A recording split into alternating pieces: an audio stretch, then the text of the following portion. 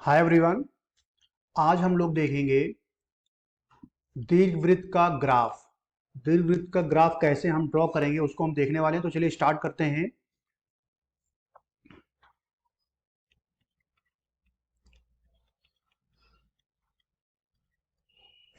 दीर्घवृत्त जिसे आप लोग इंग्लिश में बोलते हो इलिप्स। अब इलिप्स का ग्राफ कैसे बनेगा उसको हम देखने वाले हैं। अगर हम इलिप्स के यानी कि दीर्घवृत्त के इक्वेशन की बात करें, समीकरण की बात करें, तो इसका इक्वेशन होता है कुछ इस तरीके से, x square upon a square plus y square upon b square equal to 1। अगर इस टाइप का कहीं पे भी इक्वेशन दिखेगा तो वो होगा दीर्घवृत्त का समीकरण। अब यहां पे बात यह है कि ए क्या होता है, बी क्या होता है। अगर हम बात करें ए की, तो ए जो होगा इसको बोलेंगे अर्ध दीर्घ अक्ष, अर्ध दीर्घ अक्ष, और बी को बोलेंगे अर्ध लघु अक्ष।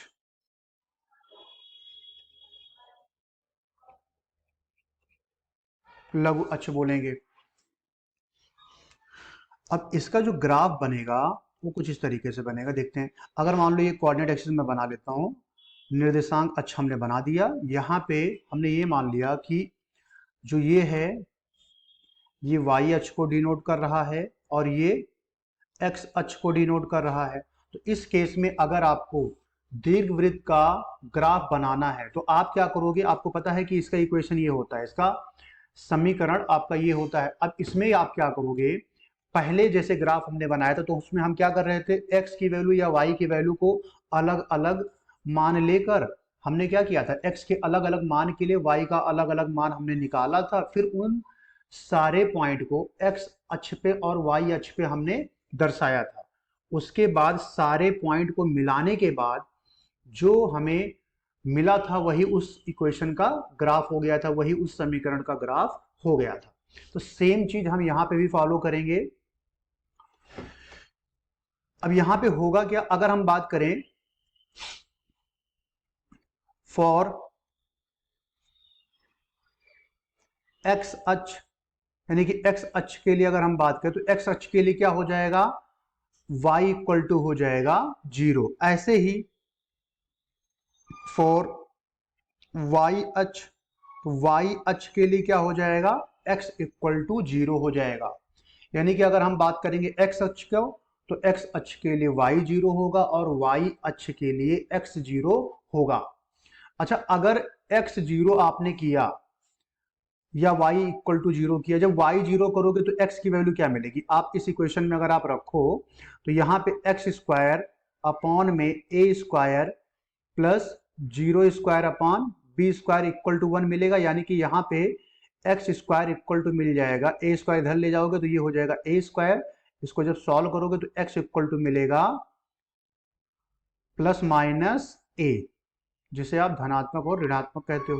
यानी कि x का जो मान होगा वो प्लस माइनस ए होगा। ऐसे ही अगर हम x इक्वल टू 0 करेंगे तो y का क्या मान पता चलेगा, वो निकाल लेते हैं। जब x इक्वल टू 0 करोगे तो ये हो जाएगा 0 square upon a square plus y square upon b square equal to हो जाएगा 1।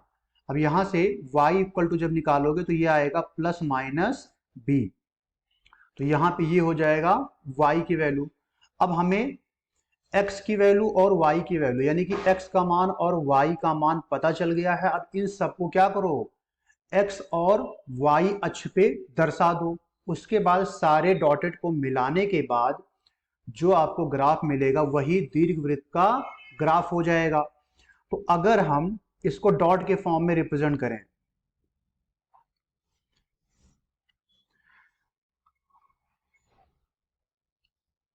भाई x इक्वल टू 0 के लिए y की वैल्यू क्या आई है, प्लस माइनस बी आया। अच्छा, प्लस बी का मतलब कहीं यहां पे होगा, कहीं यहां पे होगा, और माइनस बी का मतलब कहीं यहां पे होगा।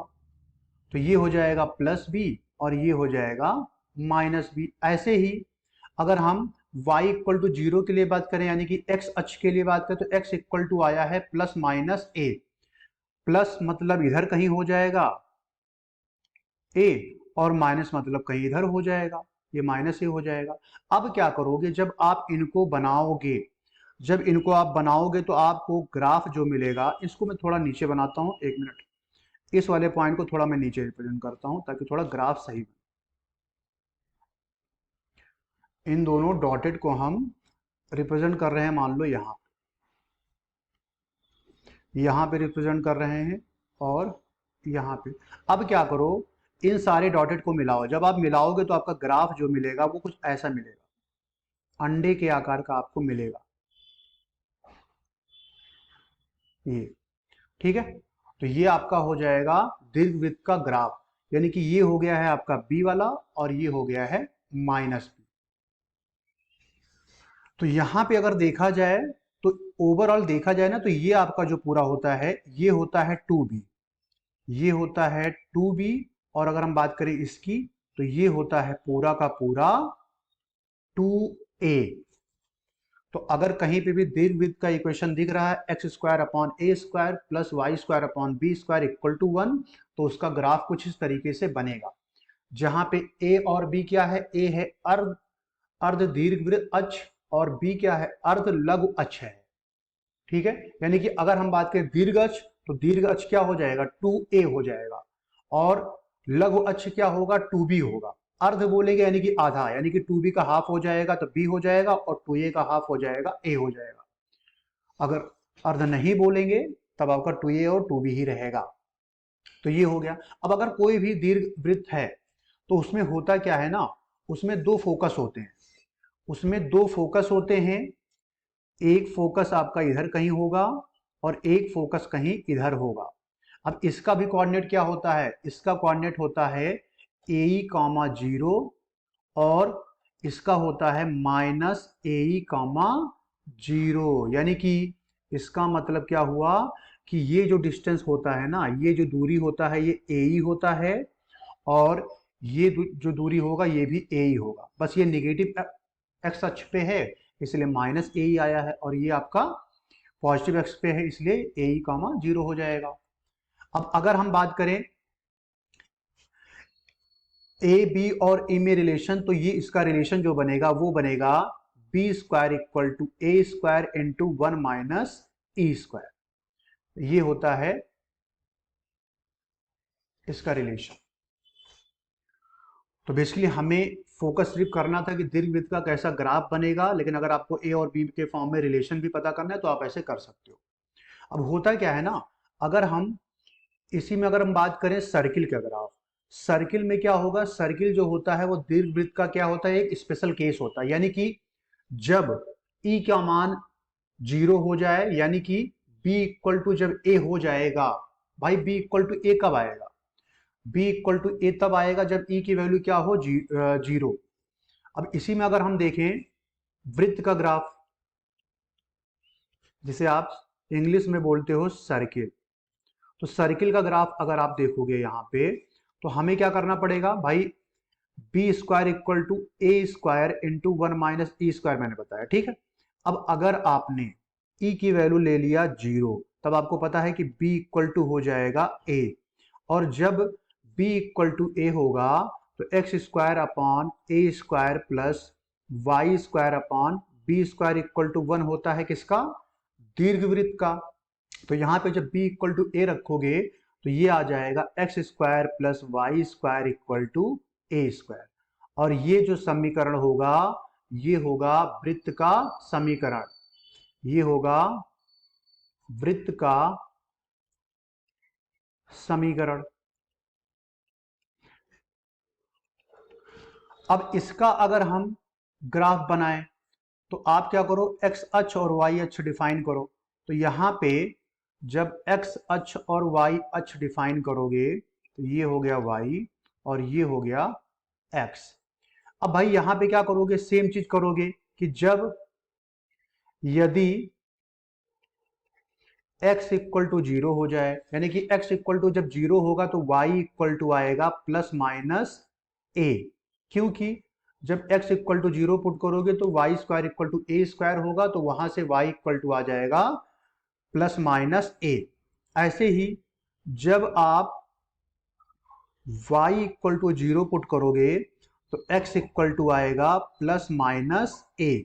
अब क्या करो, इन सारे पॉइंटों को x और x अक्ष और y अक्ष पे उसको रिप्रेजेंट कर दो, फिर उन सबको मिलाने पे जो हमें ग्राफ बनेगा वही हो जाएगा वृत्त का ग्राफ।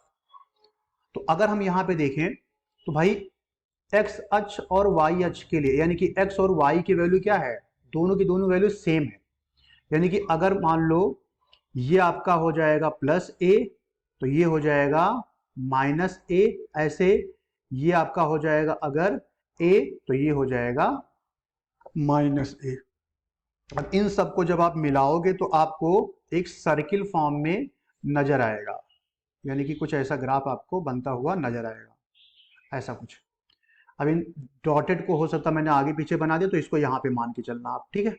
ये ए हो जाएगा, ये आपका हो जाएगा माइनस ए, और ये आपका क्या हो गया, ए हो गया, ये हो गया ए, ये वाला आपका माइनस ए है। तो बेसिकली ए है क्या यहाँ पे ए जो है वो है त्रिज्या।